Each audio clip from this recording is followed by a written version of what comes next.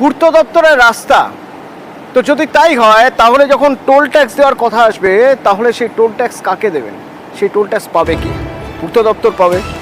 কিন্তু কল্যাণীর একটা ছবি দেখাই, দেখুন এখানে টোল ট্যাক্স নিচ্ছে পুরসভা। কেন, কিভাবে? রঞ্জিত প্রতিনিধি আমার সঙ্গে রয়েছেন। রঞ্জিত, এখানে তো এই রাস্তা তো পূর্ত দপ্তরের, সেক্ষেত্রে এই ট্যাক্সের টাকা তো পূর্ত দপ্তরের পাওয়ার কথা, পুরসভা কিভাবে টাকা নিচ্ছে? তবে এখানেই বিতর্ক দানা বেঁধেছে, কারণ কল্যাণীতে শহরে ঢোকার বেরোনোর যে 9টি জায়গা রয়েছে, সেই 9টি জায়গাতেই কল্যাণী পৌরসভা দীর্ঘদিন ধরে তার লেভি অর্থাৎ টোল আদায় করছে। কিন্তু 2টি জায়গা রয়েছে গুরুত্বপূর্ণ জায়গা কল্যাণী শহরে প্রবেশ করা, কল্যাণী ব্যারাকপুর এক্সপ্রেসের পাশ থেকে বুদ্ধ পার্কের মোড় এবং উত্তর 24 পরগনার কাঁচরা বা বাগের মোড় থেকে কোণে ঢোকার যে রাস্তাটি রয়েছে সেখানে রয়েছে। এই রাস্তাটি পূর্ত দপ্তর সড়ক বিভাগের এবং এই রাস্তা তারাই দেখভাল এবং মেরামতির কাজ করে। ফলে সেখানে কিন্তু যেটা আইন বলছে যে পূর্ত দপ্তর যা জানতে পারা যাচ্ছে, সেক্ষেত্রে এই রাস্তায় অন্য কেউ টোল বা লেভি আদায় করতে পারে না।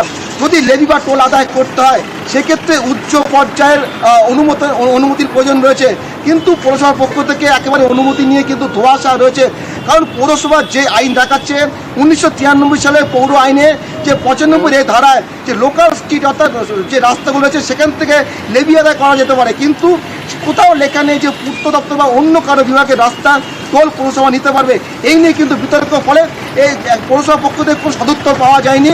কিন্তু এই নিয়ে কিন্তু একেবারে প্রশ্ন তোলা হচ্ছে যে যেভাবে লেভি বা টোল আদায় করা হচ্ছে তা নিয়ে কিন্তু আইন বিরুদ্ধ হচ্ছে, অর্থাৎ নিয়মকে বুড়াঙ্গুল দেখিয়ে লেভি আদায় করছে কল্যাণী পৌরসভা, যা নিয়ে কিন্তু বিতর্ক দানা বেঁধেছে। অতনুদা, খুব স্বাভাবিক, এ নিয়ে তো প্রশ্ন উঠবেই। উচ্চ পর্যায়ের অনুমোদন দরকার দাবি করছে পূর্ত দপ্তর, কারণ পূর্ত দপ্তরের রাস্তায় টোল ট্যাক্স নিচ্ছে পুরসভা।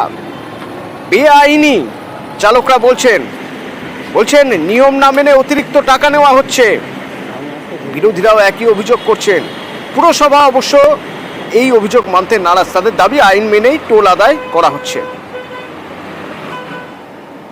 10 টাকা ছিল 20 টাকা হয়েছে, 15 টাকা ছিল 30 টাকা হয়েছে, 150 টাকা ছিল 160 টাকা হয়েছে, আর 100 টাকা ছিল যেটা 120 টাকা হয়েছে, আর যেটা 30 টাকা ছিল সেটা 50 টাকা হয়েছে। এটাই ইতি, এরপরে আর কিছু হয় না। এখন ঠিকাদার সংস্থার নাম কি? সমীর প্রধান। এটা কে কাটে, মিউনিসিপ্যালিটি নয় এতে? হ্যাঁ, কল্যাণী পৌরসভা মিউনিসিপ্যালিটি। টোল দিলেন? হ্যাঁ, পৌরসভার। কেন? এই রাস্তা পৌরসভা তুলছে রাস্তার জন্য, ঢোকার জন্য। আপনার গাড়ি ট্যাক্স দেওয়া নেই? হ্যাঁ, ট্যাক্স দেওয়া আছে। এটা কে নিল? পৌরসভা থেকে তুলছে, প্রত্যেক তো পৌরসভাই তুলছে। ক টাকা নিল? 160 টাকা নিল। কেন নিল? কেন জিজ্ঞাসা করলেন? কেন নিল? এটা তো আগ্রহই তুলছে, এখন জিজ্ঞেস করা কি আছে, তো দিতেই হবে, জোর জবরদস্তি এগুলো। প্রত্যেকটা পৌরসভায় এখন টোল তুলছে। এটা তো পিডব্লিউডির রাস্তা। হ্যাঁ, রিপিটার রাস্তা হলেও আমরা ট্যাক্স দিচ্ছি মাসে, প্রতি মাসে, তাও টোল দিতে হয় আমাদের। আইনটা যে বলা আছে পিডব্লিউডি পড়ে নিলে বুঝবে আমাদের নেওয়ার জায়গা থেকে না পিডব্লিউডি কে অনুমতি নেওয়ার ব্যাপার নেই তো, ওখানে তো ছিলই। আচ্ছা, সুতরাং না থাকার ব্যাপারটা তো নেই। আচ্ছা, আচ্ছা। পিডব্লিউডি রোডে ছিল, সেটা একটু ইও সাহেবের সাথে কথা বলে না। কল্যাণীর শহরের মধ্যে বিভিন্ন জায়গায় টোল কালেকশন পয়েন্টগুলো রয়েছে। এই টোল কালেকশন যে সেন্টারগুলো, এরা অবৈধভাবে অ্যাকচুয়ালি কালেকশন করছে। রেস্টোরেশনের জন্য কি করে টোল ট্যাক্স কালেকশন করা হয়? এটা তো সম্ভবই না। লিগ্যাল স্টেপস নেব, আমি এর আগে কয়েকবার জানিয়েছি, আবার জানাবো। আমরা এসডিওর কাছে জানাবো, ডিস্ট্রিক্ট ম্যাজিস্ট্রেটের কাছে জানাবো এবং মিনিস্ট্রিতে, পিডব্লিউডি মিনিস্ট্রিতে জানাবো এবং আরটিএর মাধ্যমে আমিও দেখি আরটিএর কালেকশন করবো। এরা এই যে ইনক্রিজটা করলো কিসের উপরে, কোন রেজুলেশন হয়েছে, কারা ডিসাইসিভ বডি, কারা কিভাবে করছে, পয়সাগুলো কোথায় যাচ্ছে। এই যে পূর্ত দপ্তরের জায়গায় পুরসভা তারা টোল ট্যাক্স নিচ্ছে, এতে রীতিমতো ক্ষোভ প্রকাশ করেছে পূর্ত দপ্তর। কিভাবে এ কাজ করতে পারে পুরসভা? কল্যাণী পুরসভার থেকে জবাব চাইল পূর্ত দপ্তর। সোমরাজ প্রতিনিধি আমার সঙ্গে রয়েছে। সোমরাজ, প্রথমত অনুমতি ছাড়া কিভাবে টোল নিচ্ছে, এটাও যেমন প্রশ্ন, তেমনই এটাও প্রশ্ন যে এবার কি হবে? পূর্ত দপ্তর হস্তক্ষেপ করার পর তাহলে কি পুরসভা টোল নেওয়া বন্ধ করবে?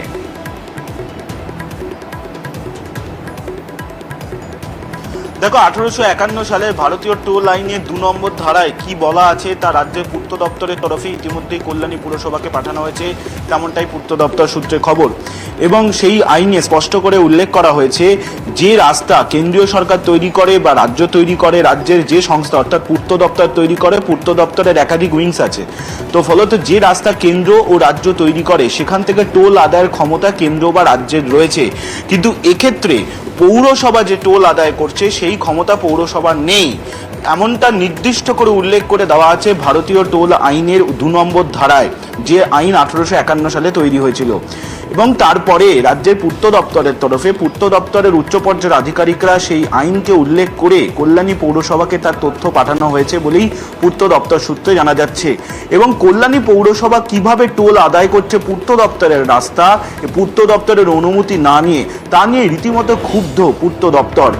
এবং পূর্ত দপ্তরের তরফে ইতিমধ্যেই কল্যাণী পৌরসভা থেকে জানতেও চাওয়া হয়েছে যে কি কারণে বা কি ভিত্তিতে, কিসের ভিত্তিতে তারা এই টোল আদায় করছেন। তার কারণ টোল আদায়ের জন্য ঊর্ধ্বতন কর্তৃপক্ষের অনুমতি প্রয়োজন, কিন্তু এক্ষেত্রে কোনো অনুমতি নেওয়া হয়নি, এমনটাই পূর্ত দপ্তরের উচ্চস্তরের আধিকারিকরা জানাচ্ছেন। ফলত সব মিলিয়ে কল্যাণী পৌরসভার ভূমিকা নিয়ে পূর্ত দপ্তর অত্যন্ত ক্ষুব্ধ এবং গোটা বিষয়টি নিয়ে জানতে চাওয়া হয়েছে পূর্ত দপ্তর জানতে চেয়েছে কল্যাণী পৌরসভা থেকে।